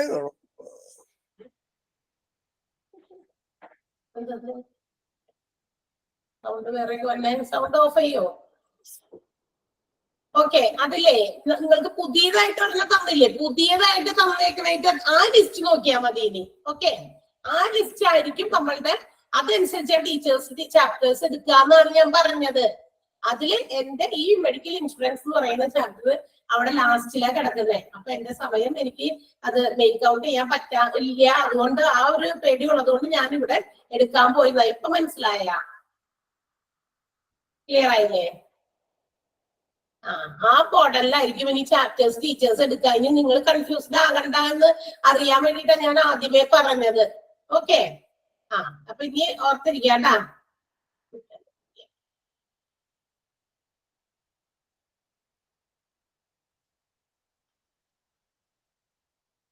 നമ്മള് ആ പുതിയതായിട്ട് തന്നേക്കണ അതിന്റെ ആ ഒരു കോപ്പി നിങ്ങൾ എടുത്തു വെക്കുന്നത് നല്ലതാ. അപ്പൊ ചാപ്റ്റേഴ്സ് നിങ്ങൾക്ക് ഈ നോക്കുമ്പോ എന്തെങ്കിലുമൊക്കെ കൺഫ്യൂഷൻ വരും. ആ ചാപ്റ്റർ എടുത്തോ ഈ ചാപ്റ്റർ എടുത്തോ, അത് ഇല്ലാതിരിക്കാൻ ആദ്യത്തെ ആ പേപ്പറിൽ 13 ചാപ്റ്റേഴ്സ് ഉള്ളൂ. 2ാമത്തേല് 15 ചാപ്റ്ററേ ഉള്ളൂ. അതിൽ കൂടുതൽ ഒറ്റ മൊഡ്യൂളുകളിലും വന്നിട്ടില്ല. അത് 16ാമത്തെ ചാപ്റ്ററിന് ആരോ ഇങ്ങനെ നമ്പർ ഇട്ട കാരണമാണ് ഞാൻ എനിക്ക് കൺഫ്യൂഷൻ ആയേ. അതിനകത്ത് 16 ഇല്ലല്ലോ ഒറ്റ പേപ്പേഴ്സിലും. 16 ചാപ്റ്റർ വരുന്ന മൊഡ്യൂളുകൾ ഇല്ലല്ലോ തന്നിരിക്കുന്നതില്. 13, 15 അങ്ങനെയൊക്കെയല്ലേ വന്നേക്കണേ. അപ്പൊ പിന്നെ 16 എവിടെ നിന്ന് വന്നൂന്നായി പോയി എനിക്ക് കൺഫ്യൂഷൻ. അതാണ് ഞാൻ ചോദിക്കണേ. ഓക്കെ, അപ്പൊ ഇൻഷുറൻസ് ഒക്കെ എല്ലാവരും കേട്ടിട്ടുണ്ടല്ലോ. ഇൻഷുറൻസിനെ കുറിച്ചിട്ടൊക്കെ എന്തൊക്കെ ഇൻഷുറൻസ്? ലൈഫ് ഇൻഷുറൻസ് ഉണ്ട്, ജനറൽ ഇൻഷുറൻസ് ഉണ്ട്. നമ്മളിവിടെ പഠിക്കുന്നത് എന്തിനെ കുറിച്ചിട്ടാ? ഹോസ്പിറ്റലിൽ പ്രൊവൈഡ് ചെയ്യുന്ന ഇൻഷുറൻസ് ഒക്കെ ഉണ്ടല്ലോ. അതിന് നമ്മൾ വിളിക്കുന്നത് മെഡിക്കൽ ഇൻഷുറൻസ് എന്നാണ്. What is medical insurance? Medical insurance is provided for health or life of a particular person.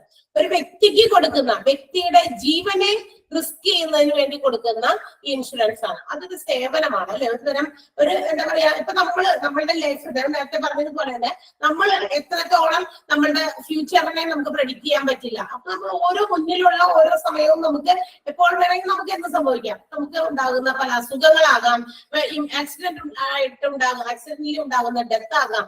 ഇതിനെയൊക്കെ കോമ്പൻസേറ്റ് ചെയ്യാൻ വേണ്ടിയിട്ട്, അതിനെയൊക്കെ നഷ്ടം പരിഹരിക്കാൻ വേണ്ടിയിട്ട് അല്ലെ, ഇൻഡംനിഫൈ ചെയ്യുക എന്നാണ് ശരിയായ വാക്ക് അവിടെ ഉപയോഗിക്കാം.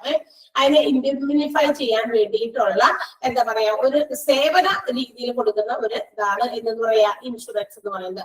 അപ്പൊ ഹെൽത്ത് ഇൻഷുറൻസ് എന്തിനു വേണ്ടിയിട്ടാ? To meet the medical expenses. അതായത് ഒരു ആൾക്ക് എന്തെങ്കിലുമൊക്കെ രോഗങ്ങൾ വന്നു, അത് കുറച്ച് കൂടുതൽ ഭയങ്കര എക്സ്പെൻസീവ് ആയിട്ടുള്ള വല്ല ട്രീറ്റ്മെന്റുകളൊക്കെ വേണ്ടി വരുന്ന രോഗങ്ങളൊക്കെ ആണെങ്കിൽ ഇത്തരം medical insurance will help them to indemnify such a big expense. അത്തരം വലിയ ചെലവുകളെയൊക്കെ നമുക്കൊന്ന് കോമ്പൻസേറ്റ് ഇൻഡിമിനിഫൈ ചെയ്യാനായിട്ട് സഹായിക്കുന്ന ഒരു സർവീസ് ആണ് ഹെൽത്ത് ഇൻഷുറൻസ് എന്ന് പറയുന്നത്. ചില രോഗങ്ങൾക്ക്, അത് രോഗങ്ങൾ ഏതൊക്കെയാണെന്ന് പറയുന്നുണ്ട്, ഏതൊക്കെ രോഗങ്ങൾക്ക് ഇനി അത് മെഡിക്കൽ ഇൻഷുറൻസ് കിട്ടില്ല എന്ന് പറയുന്നുണ്ട്. അതൊക്കെ നമുക്ക് ഈ ഒരു ചാപ്റ്ററിൽ പഠിക്കാനുള്ളതാണ് കേട്ടോ. അപ്പോ ഇൻഷുർഡും അതിനകത്ത് ഹെൽത്ത് ഇൻഷുറൻസ് മീറ്റ് ചെയ്യുമ്പോൾ അല്ലെങ്കിൽ ആ ഒരു ഇൻഷുറൻസിനകത്ത് വരുന്ന പ്രധാനപ്പെട്ട 2 പാർട്ടീസ് ഉണ്ട്. 2 parties with regard to insurance. ഇൻഷുറൻസുമായി ബന്ധപ്പെട്ട 2 വ്യക്തികളുള്ളത്. ഒന്ന് ഇൻഷുർഡും ഒന്ന് ഇൻഷുററും. Insured and insurer. ആൻഡ് ആരാണ് ഈ ഇൻഷുർഡ്, ആരാണ് insurer? Insured is the person or business who gets compensated for a loss. അതായത് ഏതെങ്കിലും രീതിയിൽ നഷ്ടം ഉണ്ടാകുമ്പോൾ ആ നഷ്ടം നികത്തപ്പെടുന്ന വ്യക്തി. ആർക്കാണോ ആ നഷ്ടത്തിന് പരിഹാരം കിട്ടുന്നത്, കോമ്പൻസേറ്റഡ്, ആർക്കാണോ നഷ്ടപരിഹാരം കിട്ടുന്നത് ആ വ്യക്തിയെ നമ്മൾ ഇൻഷുർഡ് എന്ന് വിളിക്കും. അത് വ്യക്തിയാകാം, വ്യക്തിഗത സ്ഥാപനങ്ങളോ എന്ത് വേണമെങ്കിലും ആകാം. ഓക്കെ, അതുകൊണ്ടാണ് company or business or person എന്ന് പറഞ്ഞേക്കുന്നത്. ഒരു ബിസിനസ് സ്ഥാപനമാകാം, ബിസിനസിന്റെ പേരിൽ മൊത്തത്തിലും ഇൻഷുർ ചെയ്യാറുണ്ട്. അല്ലെങ്കിൽ വ്യക്തികളാകാം, ഇൻഡിവിജ്വൽ ആകാം. അവർക്ക് ആർക്കാണോ നഷ്ടപരിഹാരം കിട്ടുന്നത് ആ കിട്ടുന്ന ആളെ നമ്മൾ ഇൻഷുർഡ് എന്ന് വിളിക്കും. ഓളാക്കരുത്, അല്ലെങ്കിൽ കൺഫ്യൂസ്ഡ് ആക്കരുത്. ഇൻഷുറർ ആരാ? Is the company that agrees to pay the compensation. Insurer എന്ന് പറയുന്നത് ആരാണ്? അതായത് ഈ കോമ്പൻസേഷൻ കൊടുക്കാമെന്ന് കരാർ ചെയ്യുന്ന ആ ഒരു കമ്പനിയെയാണ് നമ്മൾ ഇൻഷുറർ എന്ന് വിളിക്കുക. അപ്പൊ insurer is the company which pays the compensation and insured is the person or business who gets compensated if a loss of ഏതെങ്കിലും തരത്തിലുള്ള നഷ്ടങ്ങൾ സംഭവിക്കുമ്പോൾ ആ നഷ്ടത്തിന് പരിഹാരം കിട്ടുന്ന ആള് ആരാണ്? ഇൻഷുർഡും നഷ്ടപരിഹാരം കൊടുക്കുന്ന ആള് ഇൻഷുററുമായിരിക്കും. ക്ലിയർ ആയോ? ആ ഒരു കുഞ്ഞു പാരഗ്രാഫിനെ അങ്ങനെ എടുത്തോളൂ കേട്ടാ. ഒന്ന് എടുത്ത് കുറച്ചെങ്കിലും ആ ഒരു പേജിന്റെ പകുതിയിൽ എടുക്കണമെന്ന് ഉദ്ദേശത്തിലായിരുന്നു ഞാൻ സ്റ്റാർട്ട് ചെയ്തത്, പക്ഷെ പറ്റിയില്ല. ഓക്കെ, കൺഫ്യൂസ്ഡ് ആക്കി. അതുകൊണ്ടാണ് നിങ്ങൾ ആ ഒരു മൊഡ്യൂളുകൾ തിരിച്ചത് ഒന്ന് ശ്രദ്ധിക്കണേ. അതുകൊണ്ട് അത് ഒന്ന് ശ്രദ്ധിക്കാനും കൂടി